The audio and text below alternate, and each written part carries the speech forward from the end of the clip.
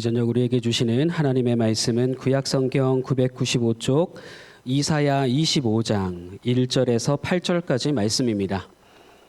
이사야 25장 1절에서 8절까지 말씀 보시겠습니다. 구약성경 995쪽입니다. 네, 한 절씩 교독하겠습니다. 여호와여, 주는 나의 하나님이시라. 내가 주를 높이고 주의 이름을 찬송하오리니 주는 기사를 옛적에 정하신 뜻대로 성실함과 진실함으로 행하셨음이라. 주께서 성읍을 돌무더기로 만드시며 견고한 성읍을 황폐하게 하시며 외인의 궁성을 성읍이 되지 못하게 하사 영원히 건설되지 못하게 하셨으므로 강한 민족이 주를 영화롭게 하며 포악한 나라들의 성읍이 주를 경외하리이다.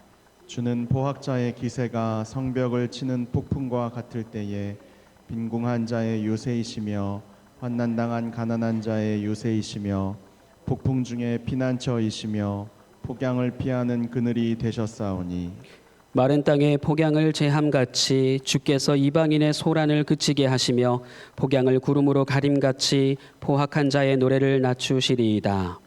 만군의 여호와께서 이 산에서 만민을 위하여 기름진 것과 오래 저장하였던 포도주로 연회를 베푸시리니 곧 골수가 가득한 기름진 것과 오래 저장하였던 맑은 포도주로 하실 것이며 또 이 산에서 모든 민족의 얼굴을 가린 가리개와 열방 위에 덮인 덮개를 제하시며 사망을 영원히 멸하실 것이라.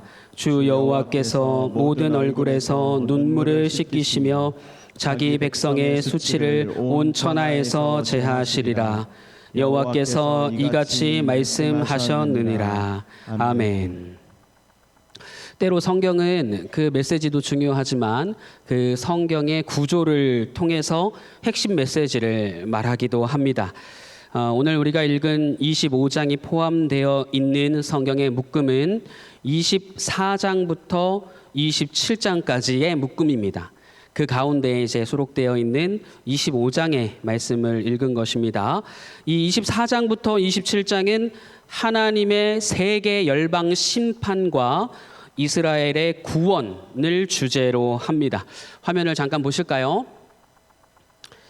네, 24장부터 27장까지 제 화면 잠깐만 내려주세요. 화면만 먼저 보겠습니다.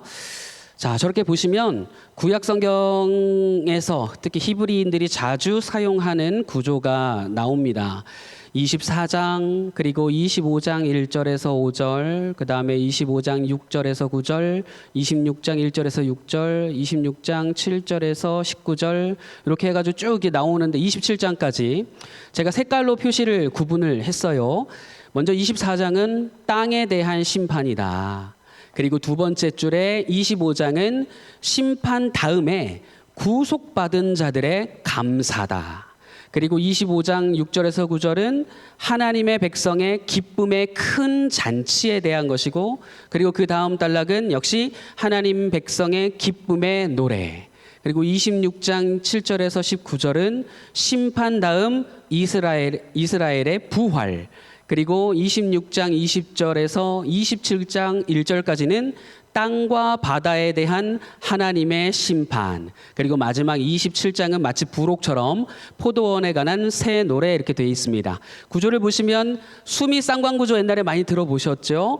빨간색 글씨로 심판이 처음과 끝을 이렇게 내용을 다루고 있고, 그 중간에는 감사, 구속받은 자들의 감사, 그리고 구속받은 자들의 부활에 대해서 이야기하고, 가운데에는 큰 잔치와 기쁨의 노래를 이렇게 다루고 있는 것을 볼 수 있습니다.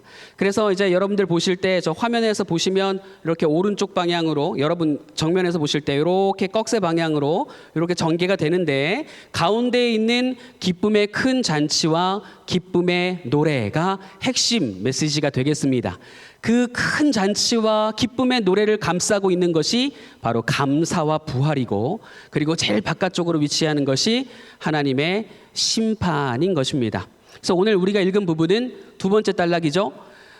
심판, 다음 그 구속받은 자들의 감사에 대한 내용과 그리고 그 백성들의 큰 잔치에 대한 내용을 오늘 우리가 읽게 된 것입니다. 그 다음 페이지요.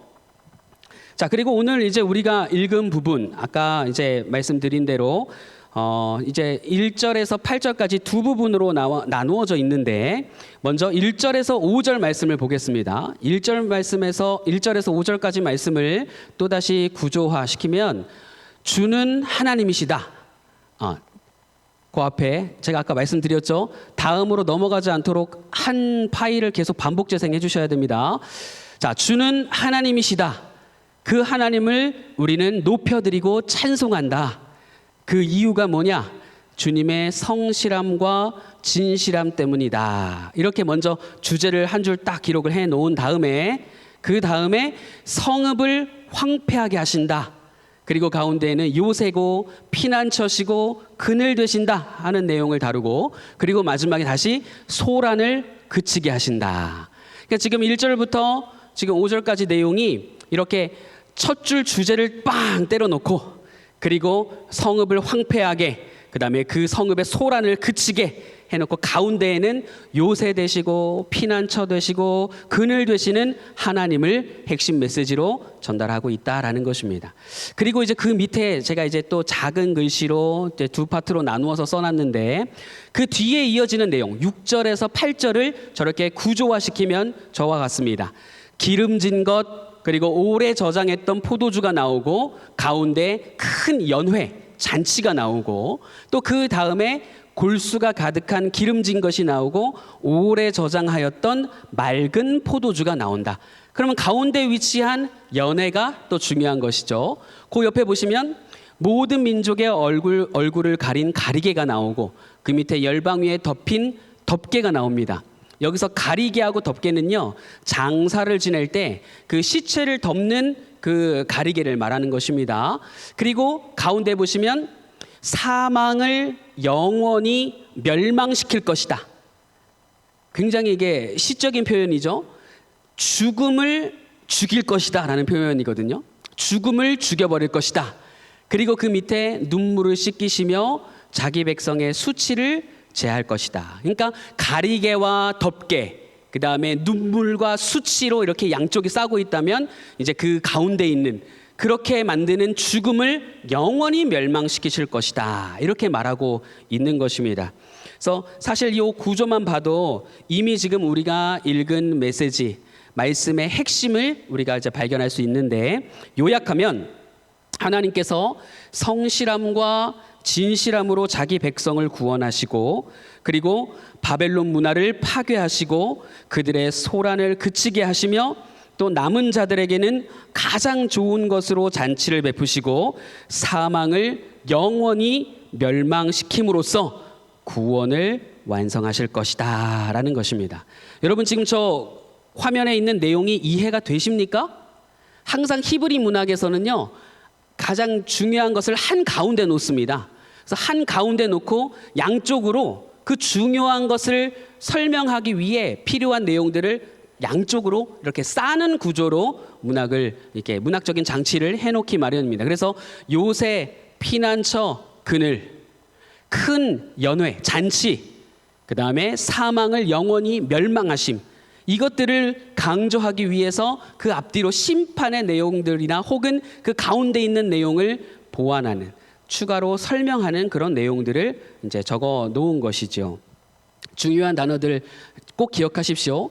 주는 하나님, 그리고 성실함, 진실함, 요새, 피난처, 그늘, 그리고 연회, 사망을 영원히 멸망하신다. 이게 지금 이제 오늘 말씀의 핵심 말씀이 되겠습니다.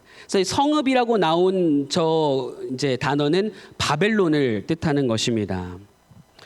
자, 그래서 오늘 말씀 이제 다시 한번 천천히 보면, 성읍을 돌무더기로, 또 견고한 성읍을 황폐하게, 영원히 건설되지 못하게 하신 하나님, 그 하나님께서 어떤 외인들의 집이라도 세우지 않으시고 오직 하나님의 집만을 세워 가십니다. 자, 그런데 하나님께서는 이렇게 하나님의 집을 세워 가시는데 우리는 무엇을 세워 가고 있는가 한번 돌아봅니다. 얼핏 보면 세워놓은 것이 없는 것 같기도 해요. 여러분 그런 순간 느껴본 적 없으세요? 이제 뭔가 우연찮은 시간에 인생을 쭉 한번 돌아봤는데 아무것도 남은 것 같지가 않은 거예요. 그렇게 생각했던, 귀하게 여겼던 자식들도 이제 성인이 다 돼가지고 뭔가 이제 목표들을 하나둘 이루어가는 것 같은데 여전히 철이 들지 않고 여전히 내 뜻과 이렇게 잘 합하지 않는 그런 모습들을 보면 내가 도대체 뭘 위해서 살았나 이런 이제 생각이 들기도 합니다. 제가 최근에 그런 생각을 느낀 건 아니고요. 우리 애들도 여전히 철이 없어요. 여전히 철이 없고 여전히 손이 많이 갑니다. 우리 애들 왜 이렇게 손이 많이 가는지 모르겠어요. 가끔 보면 손 많이 가는 사람들이 있어요. 그렇죠? 그러니까 그렇게 정성을 다해서 지극정성으로 키워놨는데 이제 좀 사람 구실 좀 하나 했는데 계속해서 연이어서 문제가 뻥뻥 터지니까 야, 내가 언제까지 이렇게 삶을 살아야 되나? 언제까지 이렇게, 조금 속된 말로 언제까지 이렇게 뒤치다거리를 하면서 살아야 하나? 그런 회한이 들 때가 있거든요. 다시 한번 말씀드리지만 제 얘기는 아니라고 분명히 말씀드렸습니다. 제 얘기는 절대 아닙니다.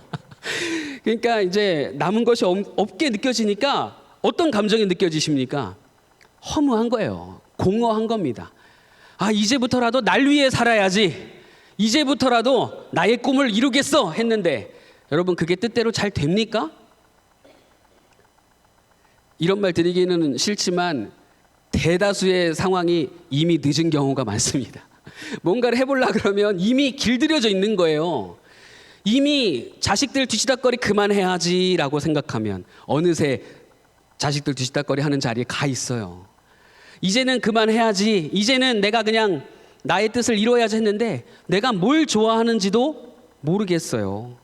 이제는 뭘 해야지 했는데 이미 건강이 많이 상할 대로 상해버렸어요. 그런 경우가 많아요. 그러니까 요즘 청년들도요, 이런 공허감, 이런 어떤 허무함을 많이 느끼고 있다라는 것입니다. 이게 비단 어른들의 이야기만이 아니라는 말씀이에요. 이렇게 세상이 공허하고 황폐하게 된 것, 뭔가 아직도 나는 이루지 못한 것 같은, 세상으로부터 많이 뒤처져 있고 많이 소외되어 있는 것 같은, 도태된 것만 같은 그런 감정을 많이 느낀다고 하는데 그런 상황은 어디에서 비롯됐는가? 바로 세상의 고도화된 문명 때문에 그렇다라는 것입니다. 돈을 많이 벌려면 그만큼 철저하게 시간 아껴가지고 열심히 노력해야죠. 실수를 줄여야 하고 또 효율적인 생산 체계를 구축을 해놔야 합니다. 요즘 젊은 세대에서 유행하는 말이 있어요. 그게 무슨 말이냐면 경제적 자유입니다. 경제적 자유. 혹시 이런 말 들어보셨습니까? 경제적 자유. 그러니까 젊을 때 바짝 벌어가지고 빨리 이제 부모님이나 혹은 이 가난으로부터 빨리 벗어나겠다는 거예요. 그래서 그 젊을 때의 시간을 아주 불태워가지고 어마무시하게 막 알바 몇 개씩 뛰면서 그렇게 돈을 모으고 결국에는 내가 노동을 해서 돈을 버는 것이 아니라 돈이 돈을 벌 수 있는 그런 구조를 만들어 가겠다라는 거거든요. 근데 상담 센터마다 젊은이들이 이 상담 건수가 많이 늘어나는데 대부분 이 경제적 자유를 이루려다가 실패한 청년들이 많이 온다는 거예요.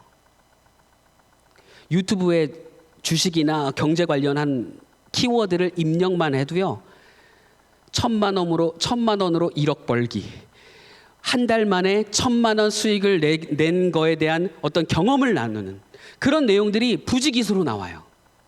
그러니까 너무 돈 버는 게 쉬운 것처럼, 게다가 거기서 나와서 말을 하는 사람들은요, 하나같이 다 그렇게 이야기해요. 나는 정말 이렇게 고생하면서 실수하면서 시행착오 겪으면서 이렇게 배운 이 경험적 지식을 여러분들에게 무료로 다 알려드립니다. 그러니까 여러분들은 이대로 따라 하시기만 하면 돼요. 이러니까 굉장히 뭔가 쉬운 것처럼 이렇게 사람들에게 지식을 나누어 주는 것처럼 이야기를 한다는 겁니다. 그러니까 이 청년들은 어떻습니까? 그래? 이렇게 쉬운 거였어? 문제는 돈이 없는 게 아니라 결단력이었구나, 실천력이었구나, 내가 한번 실천해 봐야지 하고 뛰어드는데, 여러분 그 사람하고 자기하고 똑같겠어요? 그 사람이 아무리 쉽게 가르쳐 준다고 해도 그 노하우를 그렇게 쉽게 습득이 되는 거였으면은 모든 사람들이 다 부자로 살았게요. 그렇죠? 그러니까 한마디 해야 돼요. 그럴 때는 너는 너고 나는 나다. 어떻게 그 상황이 나에게 똑같이 적용이 되겠느냐. 근데 문제는 젊은이들이 그대로 똑같이 따라하다가 큰 빚을 지고 크게 망하는 거예요. 그러니까 경제적으로도 빚을 얻을 뿐만 아니라 심리적으로도 타격이 크다는 거예요.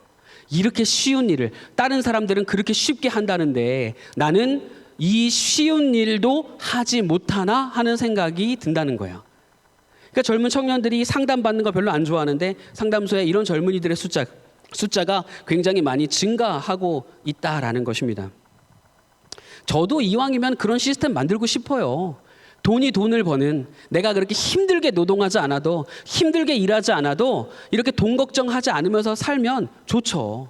그런데 그렇게 짧은 시간 안에 이 경제적인 구조를 만들기 위해서 자신의 젊음과 자신의 에너지와 열정을 다 불태우는데, 그렇게 한다고 해서 실질적으로 경제적 자유를 이루는 것이 아니다라는 것이죠.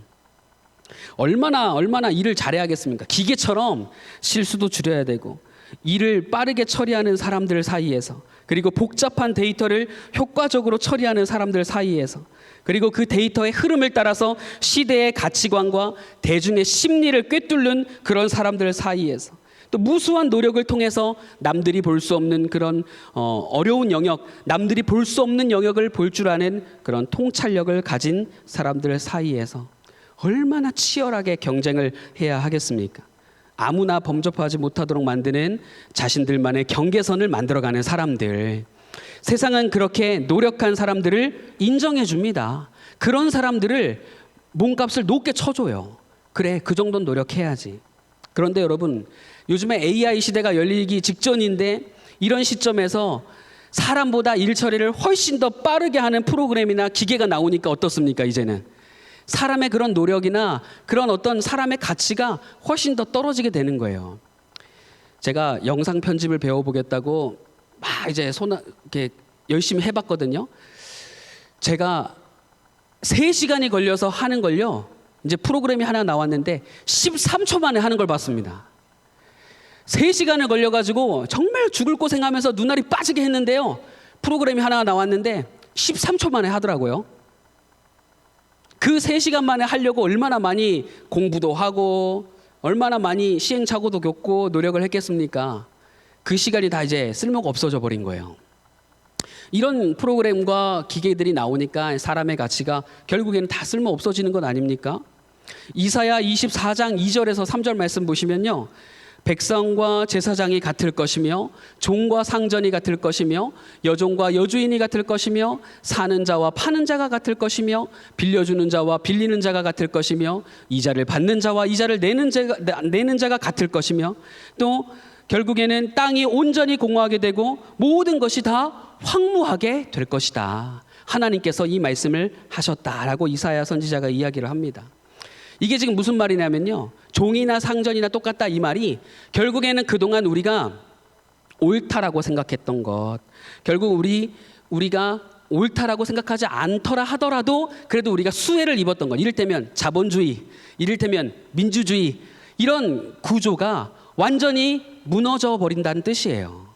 우리가 익숙했던 그런 구조, 우리가 익숙했던 그런 체제가 하나님 앞에서 다 무너진다는 거예요. 그래서 엄청난 그 공허와 엄청난 혼돈이 닥친다라는 그런 말입니다.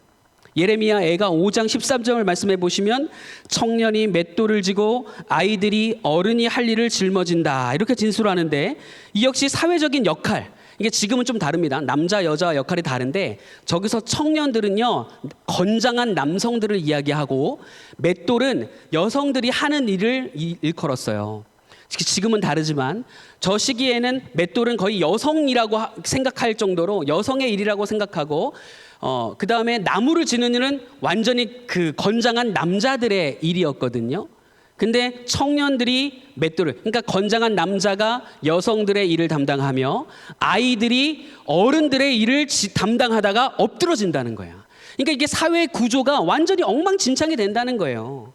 어린 아이들에게는 어린 아이들이 감당할 일을 부여하고 어른들에게는 어른들이 감당해야 할 일을 부과해야 하는데 이제는 그것들이 다 뒤바뀌어 가지고 애들이 완전 애어른처럼 살면서 어른들이 담당해야 할 그런 책임들을 지면서 살다가 엎드려진다라는 것입니다.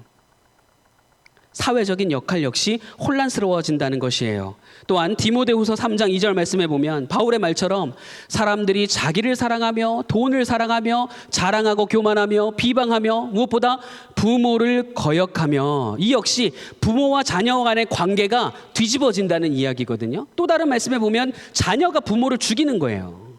자녀가 부모를 배신한다는 거예요. 그러니까 일반적으로 잡혀야 할 질서가 이제는 완전히 다 엉망진창 혼돈 그 자체로 바뀌어버렸다라는 것입니다. 이렇게 예레미야, 에가나, 디모데후서에서 이야기하는 이 맥락이 오늘 본문에서 이사야 선지자가 경고하는 그 맥과 같이 한다라는 것입니다. 아까도 말했지만 최고의 혹은 최선의 사회 구조는 아니었지만 그동안 수혜를 누려왔던, 나름 옳다고 주장하고 맞다고 생각했던 모든 이념과 질서가 한 번에 다 무너지는 것입니다. 아무리 위아래 선을 그어보려고 하지만 모든 상하관계는 다 어그러지고, 예를 들면 요즘 애들 선생님들 존경 안 한다 그러죠. 제가 자주 이 이야기에 제가 너무 충격을 먹어서 자주 말씀드리잖아요. 요즘 학생들한테 너 존경하는 선생님이 있냐 그러면 없다 그래요. 존경할 만한 선생님이 없대요. 부모님 존경하냐 그러면 나는 엄마처럼 안 살 거라 그래요. 아빠 존경하냐 그러면 나는 절대로 아빠처럼 안 살겠다 그래요. 이게 모든 위아래 관계가 다 뒤집어지는 거예요. 뿐만 아니라 경제적인, 사회적인 지배계층도 마찬가지. 정말 부유한 사람들은 자꾸 어디로 올라가요? 위로 올라가죠. 그냥 적당히 1층에서 살지 뭐 저 위에 꼭대기에서 산다고 자꾸 올라가잖아요. 펜트하우스 이래가지고 부자들은 높은 데서 산다 그러잖아요. 아무리 난 너희들과 달라 하고 그렇게 물리적인 그런 거리를 이렇게 선을 그어보지만 결국 사람들은 다 똑같다라는 거예요. 특히 죽음 앞에서는 여지 없다라는 것입니다. 위아래를 다 구분하려고 해보지만 그것도 안 돼요. 그리고 밑에서는 어떻습니까? 밑에서 사는 사람들도요, 저마다 다 자기가 제일 잘났어요. 그래서 그 밑에서 정말 그 구렁텅이에서 사는 사람들도 그 와중에도 계급을 나누고 그 와중에도 너는 나랑 달라, 나는 너랑 달라 선 긋는 거예요. 그래서 나온 게 있잖아요. 왕초. 거지들 중에서도 왕초가 있어요. 거지들 중에서도 대빵이 있단 말입니다. 그 와중에도 대단해요. 맨날 그 부자들 그렇게 갑질하는 거 보면서 욕하고 그러면서도 자기도 거지인데 그 와중에 자기는 왕초라는 거예요. 밑에 다 수발드는 뭐라고 표현해야 되지? 부하 거지들이 있어요. 다.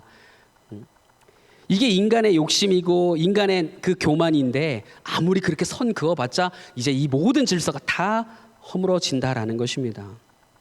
그래서 이런 상태, 혼돈과 공허의 상태가 뭐냐? 결국엔 이 혼돈과 공허는 어디에서 왔느냐? 하나님의 심판이라는 거예요. 하나님께서 이렇게 이 모든 앞서 말했던 이런 상황들을 바벨론 문화라고 정의를 한다면 이 모든 바벨론 문화를 뒤집어서 흔들어 버려서 그냥 다 혼돈 속에, 공허함 속에 가두신다. 이것이 하나님의 심판이다라는 것입니다. 이 상태가 이사야 24장부터 26장까지 말씀하시는 이 심판의 상태라는 것입니다. 그냥 이제는 세계를 누가 다스릴까요?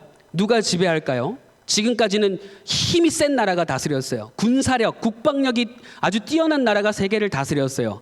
근데 이제는 어떻겠어요? 그냥 단지 물리적으로 국방력이 강한 나라가 세계를 제패하는 것만은 아닙니다. 이제는. 누가 다스릴까요? 뭔가 초기화 상태가 된 것 같습니다. 그래서 우리가 이렇게 질서가 붕괴되고 혼란이 오면 사람들이 다 무기력감을 느끼는 거예요. 불안감을 느끼는 겁니다. 외적인 질서가 무너지면 내적인 그런 붕괴로 이어지죠. 이사야 24장 4절 말씀입니다. 땅이 슬퍼하고 쇠잔하며 세계가 쇠약하고 쇠잔하며 세상 백성 중에 높은 자가 쇠약하며, 이제 심신이 쇠약해지는 거예요. 7절 마음이 즐겁던 자가 다 단식하며, 8절 솟구치는 기쁨이 그치고 즐거워하는 자의 소리가 끊어지고 수금 타는 기쁨이 그쳤으며 11절 모든 즐거움이 사라졌으며 땅의 기쁨이 소멸되었도다. 16절 배신자들은 배신하고 배신자들이 크게 배신하였도다. 이게 하나님의 심판에서 오는 그런 상황이고 그 심판의 대가입니다. 사람들이 느끼는 그런 감정이다 이 말이에요. 이런 공허와 혼돈 속에서 부르심을 받은 자들조차도 다 떠나간다 이 말입니다. 누가 우리와 함께 하겠으며 누가 우리를 다스리겠습니까? 다시 새 사람이 창조되고 그리고 그 창조된 사람이 일어나야 하겠습니다. 새 창조가 우리에게 일어나야 한다라는 경고인 것입니다. 이 혼돈과 공허라고 하는 말만 생각해 보면 우리는 창세기를 떠올려야 돼요. 창세기가 혼돈과 흑암의 깊은 것, 공허가 있다 그랬지 않습니까? 그 속에서 하나님께서 말씀하셔서 그 말씀으로 세상을 창조하셨고 그 창조된 것으로 세상의 질서를 다시 재편한 거예요. 그 질서라고 하면 뭡니까? 하나님께서 다스리시는 질서. 하나님이 왕으로서 통치하시는 그 질서로 다시 재편을 하셨을 때 그때 하나님께서 보시기에 좋았더라 이렇게 말씀하신 거거든요. 그러니까 하나님의 이 바벨론 문화에 대한 심판은 곧 다시 한번 초기화시켜서 뭔가 하나님께서 새로운 것을 창조하시고자 하시는 그 창조의 시점을 떠올리게 한다라는 것입니다. 우리에게 창세기가 있다면 바벨론의 기원을 다룬 경전이 있습니다. 책이 있는데 그게 에누마 엘리시라고 하는 책이 있습니다. 그 책에는 바벨론이 우상으로 섬겼던 마루둑이라고 하는 최고의 신이 나옵니다. 그 최고의 신이 하위의 신들, 자기가 다스리는 신들이 있고 그리고 자신이 다스리는 또한 사람들이 있는데 그 사람들에게 이렇게 명령해요. 내가 쉴 성전을 지어라 이렇게 명령합니다. 내가 쉴 성전, 그러니까 자신이 쉴 성전을 너희들의 노동력을 다해서 지어라. 자신만이 군림할 수 있는 그런 질서와 구조를 만들고 그 안에서 쉬겠다라는 것입니다. 그러니까 자기는 쉬고 자기를 섬기는 존재들은 어떻게 합니까? 열심히 노예처럼 일을 해야 하는 것입니다. 그렇게 해서 만들어진 성전 안에 자기가 들어가서 쉬겠다는 거예요. 그렇게 해서 만들고자 했던 게 바벨탑 아닙니까? 그런데 하나님은 어떻게 하시냐? 이런 마르둑의 진영을 완전히 파괴하십니다. 혼돈과 공허를 통해서 심판하십니다. 바벨탑 쌓았을 때 하나님께서 어떻게 하셨습니까? 그 쌓는 사람들의 뭘 혼잡하게 하셨습니까? 언어를 혼잡하게 하셨어요. 언어를 혼잡하게 하신 다음에 그 사람들의 마음이 한 뜻을 이루지 못하게 하고 다 흩어지게 만드셨잖아요. 혼란스럽게, 혼잡스럽게 만드신 것입니다.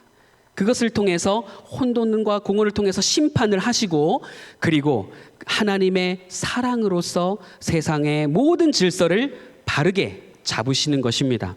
온 세계를 하나님의 성전으로 삼으시고 거기에 임재하십니다. 하나의 작은 성전이 아니라 그리고 자기를 섬기는 사람들이 진짜 피땀 흘려서 만든 그 건물 안에 임재하는 것이 아니라 온 열방과 모든 자연 만물에 하나님의 성전 삼으시고 그곳에 다 깃들어서 임재하신다라는 것입니다. 그렇게 하면서 하나님 어떻게 하세요? 마르둑은 자기를 섬기는 사람들을 아주 그냥 고생시켜가지고 기껏 만들었더니 그 안에서 자기만 쉬는데 하나님께서는 이 모든 거 다 흩으시고 세계 모든 만물을 성전 삼으셔서 거기에 임재하신 후에 그들과 함께 안식하시는 거예요. 이 점이 바벨론이 섬겼던 그 마르둑과 다른 점이에요. 우리 하나님은 우리 여러분들과 함께 쉬기를 원하십니다. 여러분들을 쉬게 하시고자 하나님이 일하시는 거예요. 하나님은 일하시고 여러분들은 쉬게 하시는 것이 우리 하나님의 뜻이다라는 것이죠. 그러면 우리가 이런 하나님을 볼 때 우리 주변에 꼭 남은 일하게 만들고 자기는 노는 사람들 있죠. 주변에 또 직장이나 웃으시는 분들이 계신데 직장에 보면요 꼭 일을 벌려놓고 자기는 수습 안 하고 어디론가 도망가고 그리고 결국 그걸 수습하게 만드는 사람들이 있어요. 그러니까 말만 하는 거죠. 자기는 일 안 해요.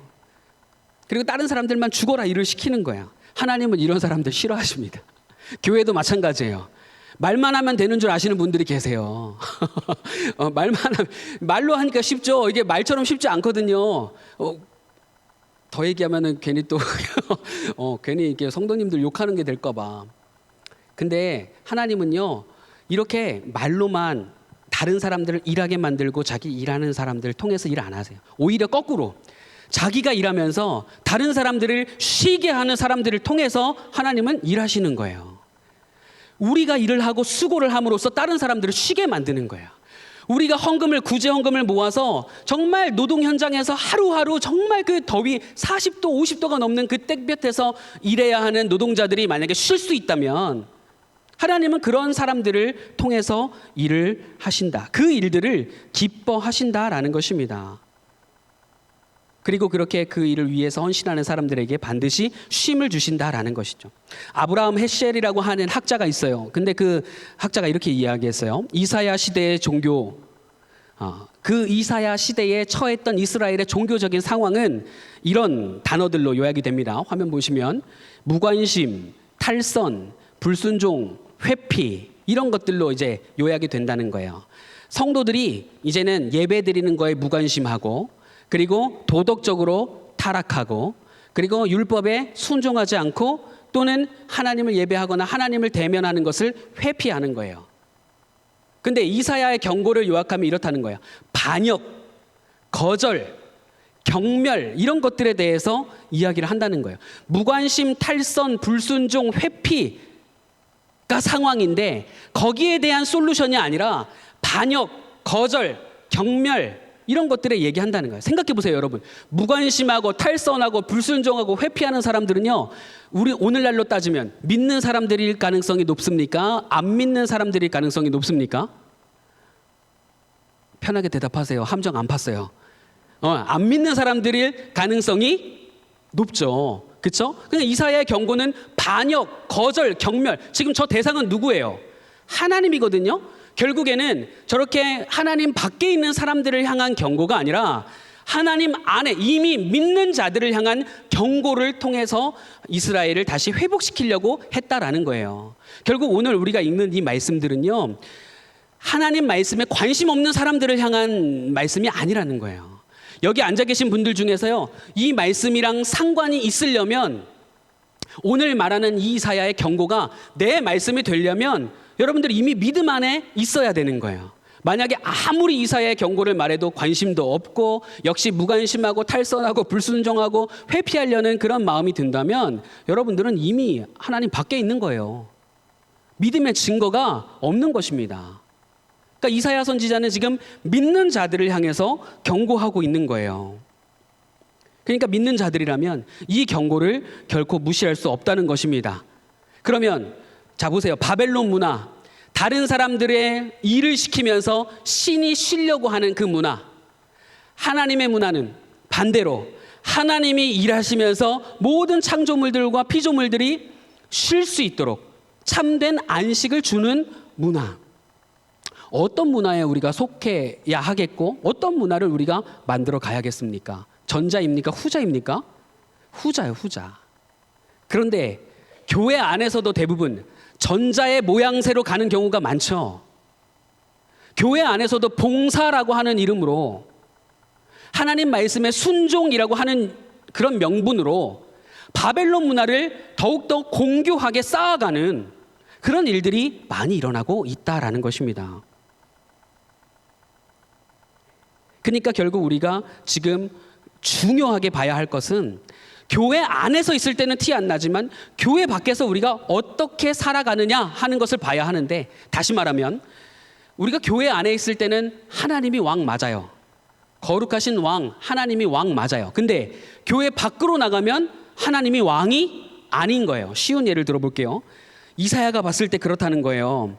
교회 안에서는 투명하게 재정을 운영하고 가정과 직장과 사업장에서는 탈세와 불법을 일삼는다 라고 한다면, 교회하고 직장은 다르지 하면서 그렇게 이런 불법을 일삼는다라고 하면 이사야 입장에서는 이게 반역이라는 거예요. 교회에서는 교회 학교 아이들에게 온통 칭찬과 친절을 베푸는데 집에서 내 자식 키우는 거는 다르지요 하면서 내 자식은 스파르타로 아주 그냥 하루에 학원 5개를 뺑뺑이를 돌리면서, 요즘에는 엄마 아빠들이 픽업을 못해서 태권도 차가 픽업을 한다면서요. 학원에서 다음 학원으로 갈 때 엄마 아빠가 픽업을 못 해가지고 태권도 차량이 그렇게 태워가지고 다음 학원으로 내려준대요. 교회 안에서는 하나님 잘 믿어야 된다고 가르치고 예배가 우선이라고 가르치는데 내 자식 얘기는 다른 얘기야. 남의 자식한테는 그렇게 가르치는데 내 자식 얘기는 완전 딴판이라 이 말이에요. 내 뜻대로 키워야 되는 거예요. 성공해야 되는 거예요. 하나님 안에서는 하나님 나라처럼 살아가는데 밖에서는 바벨론 문화로 살아가는 거야. 이게 이사야 입장에서는 이게 하나님을 경멸한다는 거예요. 교회 안에서 마찬가지로 일하게 만들고 밖에 나가서는 사람들 착취하고, 교회에서는 제가 하겠습니다, 사람들에게 보이니까 봉사 열심히 하고 헌신하는 것처럼 하지만 밖에 나가면 내 밑에 사람들 괴롭히고 직장 사람들 더 일하게 만들고 내 것 이기적으로 네 것 내 것 하면서 그저 내 것만 챙기기 바쁜 그런 삶을 산다면 그건 역시 이사야 입장에서는 하나님께서 구원을 베푸신 것을 거절한 것이다 라는 거예요. 우리 예수님은 어떻게 하셨어요? 아버지께서 일하시니 나도 일한다. 그리고 내가 이렇게 아버지와 내가 일하는 목적은 너희들이 내 안에 들어와서 쉬게 하기 위함이다. 수고하고 무거운 짐짐자들아 다 내게로 오라. 내가 너희를 쉬게 하리라.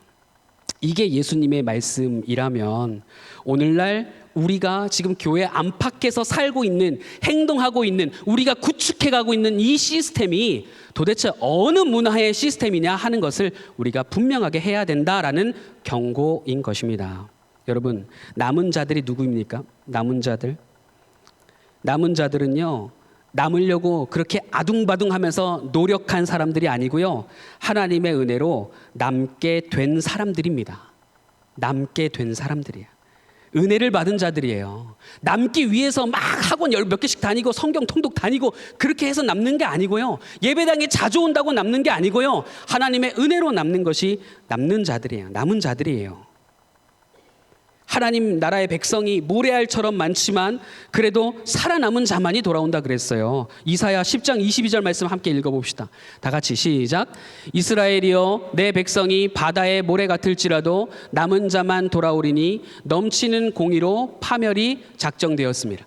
내 백성이 바다의 모래 같을지라도 남은 자만 돌아올 것이다. 남게 된 자들은요, 하나님을 진정한 왕으로 섬기는 자들이다라는 것입니다. 그들을 하나님께서는 살리십니다. 자, 그래서 오늘 우리가 이 점만 기억하면 좋겠어요.